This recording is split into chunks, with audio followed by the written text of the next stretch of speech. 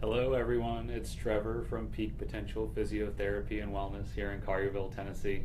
Wanted to come and explain a little bit more about our blog that we put out on Monday and to give y'all a special announcement coming up.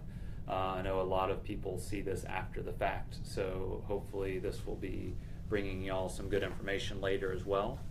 I will be linking to our blog below in the comments, so please click on that if you want to delve a little bit more into what we're doing with the blog. So why are we doing this? I'm going over the blog because a lot of times people scroll through it and they're like, well, that kind of seems interesting, but maybe might not want the time to read through it. They're very short, should take you 5-10 minutes to kind of read through it, maybe a little less, so you can skim through it, but hopefully I am able to give you a broad overview of it, and if people have questions, you can put them in the comments and then we can discuss it, okay? So we are normally putting out, or we are putting out 2 blogs a week, so Monday and Wednesday. I have been just going over Monday's blog with y'all just to give you some more information about it. For the next few weeks, I'm going to put out 2 Facebook Lives, one on Tuesday, one on Thursday, preferably around the same time, around lunchtime. I know this is a little bit early. We are getting busy here at the clinic, which is great. So I opened up my schedule a bit to see people, and we have some staff on vacation. So I also opened up my schedule to accommodate more people so that we can help them continue to transform and be independent and active without the painkillers, injections, or medications that people don't want to have to deal with. So the blog on Monday, it was 7 common summer sports injuries and how to quickly recover.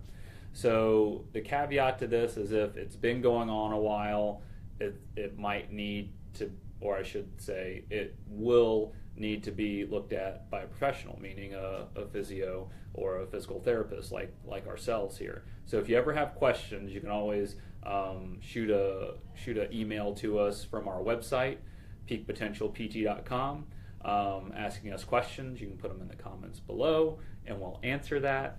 But this is Monday's blog.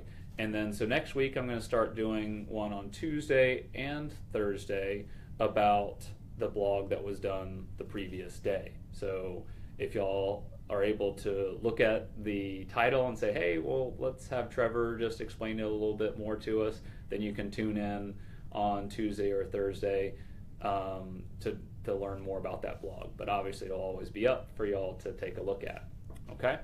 So summer is the time for us to be more active. It's nicer outside. The kids are out of school. We might be out running around with them.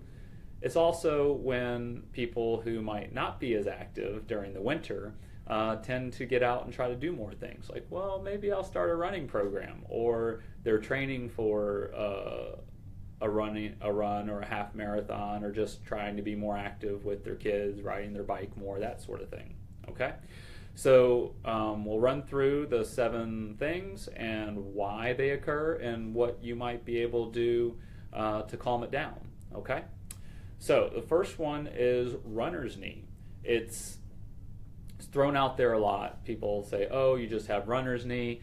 But so to explain a little bit more about that, it can happen for anyone who's doing repetitive type work. It could be if you're a walker, if you're a runner, if you're a cyclist. But the common complaint is that it occurs on the outside of the knee, so there's no real mechanism of injury, no fall, no anything like that, but it's pain that gradually occurs over time. So you start to feel a little bit of ache or anything like that, it usually occurs on the outside part of the knee there, or it could just be anything in the thigh or knee at all, but it's usually a burning type pain on the outside of the knee.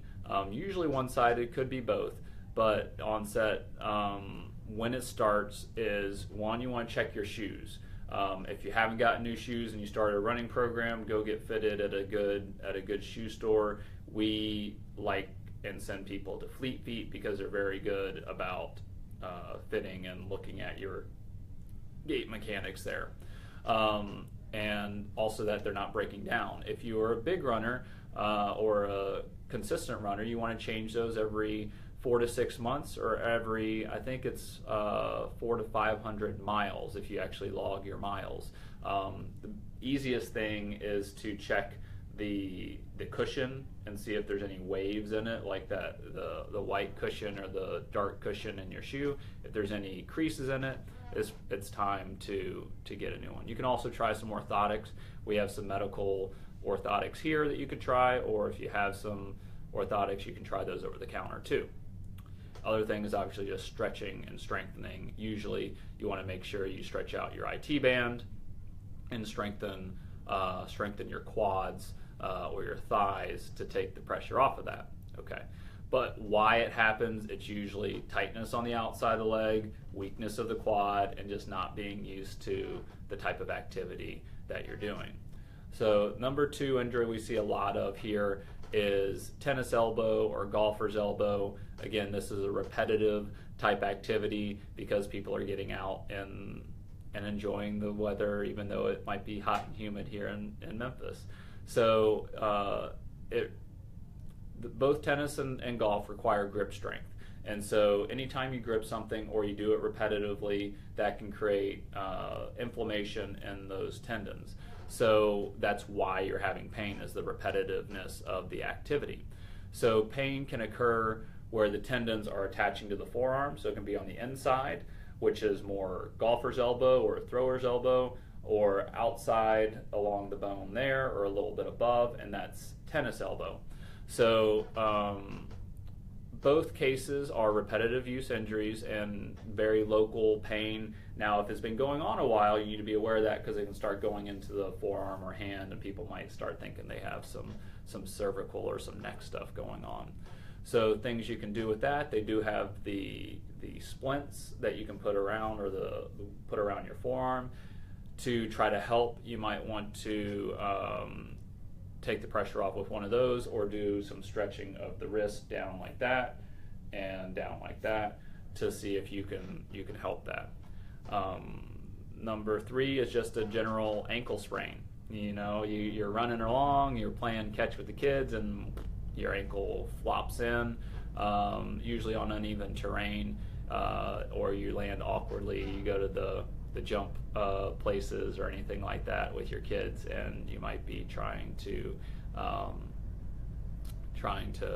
keep up with them. So they occur usually on the outside of the leg. You do need to be careful because you could have a fracture if it's a pretty major sprain. If it balloons up and is black and blue, I would definitely take a look at, and you can't bear weight on it, get in to see a local doc to get an x-ray. But also you could call a physio and have them check it and see if they think that an x-ray is indicated or not. But it usually happens right below the ankle bone on the front. If it's just a real quick sprain, or not quick sprain, but a minor sprain, you roll the foot in and it hurts on the outside of the ankle, right below your ankle bone there. Okay, things you can do, you obviously want to compress it right away using ice, that sort of thing, to decrease the inflammation. And then to get back into your regimen, there's always swimming or cycling to keep up your activity level. Okay, the 4th one is shin splints. Again, it's a repetitive type thing. All these things usually are from that, because you're trying different activities. Shin splints, pain is usually on the inside of the big shin bone on the front, and the pain usually is gradual and gets worse with running. And then when it starts to be hurting during the run and after the run, then we're getting a little bit too far gone there. You want to make sure you look at your surfaces, running on the road versus running on hard concrete. It most often occurs with newer athletes who progress too quickly or abruptly change their workout. So if you were on the bike or something like that, or treadmill, and then you went outside to start running so cross training, bicycling, rowing will help that too. So during recovery phase, the areas above and below the shin will need to be looked at: your hamstring, your quad, your Achilles, All these things you want to make sure you stretch out during that phase. Plantar fasciitis. People just feel like they have plantar fasciitis, and they will always have plantar fasciitis. It can go away, but you have to do the right things. It's an inflammatory problem across the bottom of the foot, the plantar fascia. It's usually not just the plantar fascia. That is the source of your pain, a lot of times not necessarily the cause of your pain, if that makes sense. So that's where you feel it. But a cause of that pain is usually tightness above or upstream, what we like to call in the gastroc and soleus, which are basically your calf muscles. Okay? Usually occurs most severely with that first step in the morning, and might get better as you come along, but will also increase with prolonged standing, or again standing after you've been sitting. Stretching, strengthening, definitely physical therapy or changing your shoes or getting some orthotics will help with that. Concussion. Yeah, it's kind of tough to determine if you have a concussion, but if you get your bell rung, so to speak, that can be a concussion, which happens if you're running around and playing pickup sports or anything like that. A concussion is a type of traumatic brain injury. You need to be careful with that. So any bump or blow to the head, it can occur with bicycling, on the playground, you're on the monkey bars or playing around with the kids and you slip and hit your head. So symptoms that you need to be aware of when those happen is confusion. This is a major concussion. Confusion, vomiting, vision changes, headaches, irritability, memory loss. Those are things that that will just occur with this. Now you can have, there's different degrees, just like different degrees of like ankle sprain, but just be aware of some of those symptoms and seek medical help if you're feeling those things after having had a little knock on the head. Okay, so following general safety guidelines, just wearing protective gear, especially when you're on the bike and those things.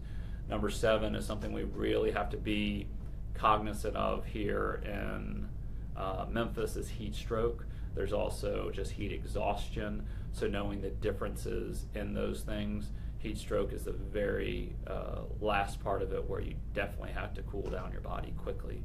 But when the body can't cool down with sweat due to dehydration, you overheat. Your core body temperature rises. Stay hydrated.